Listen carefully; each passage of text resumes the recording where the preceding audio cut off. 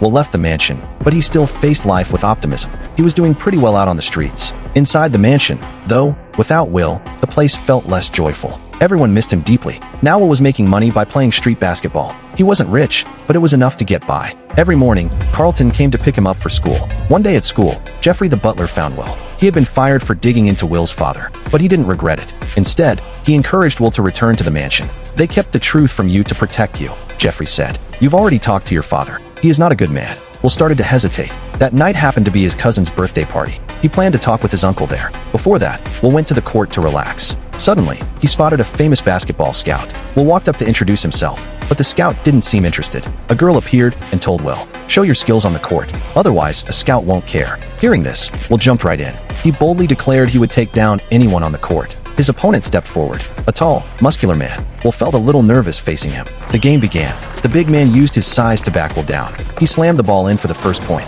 Second play. Again, the big man used his strength. He knocked Will aside and dunked. Third play. He dribbled between his legs, then drove right, crashing into Will for a layup. Will stayed calm. Fourth play. The big man spun inside for a layup, but this time he missed. Now it was Will's turn. He got the ball and tested his defender. Then he pulled back, stopped on a dime, and hit a jumper. Second shot. Will blew past him with speed. An easy layup. Third shot. Will crossed left. He gathered, rose high, and dunked with power. The scout was stunned. Next play. Will faked, slipped by the defender, and finished under the rim.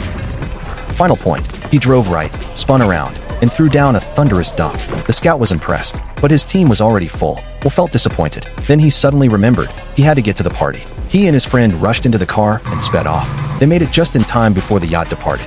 On board, Will had a long talk with his uncle. Compared to his irresponsible father, his uncle felt more like a real dad. Will decided to return to the mansion. That night, Will got a call from the scout. He said he would come watch Will's next game.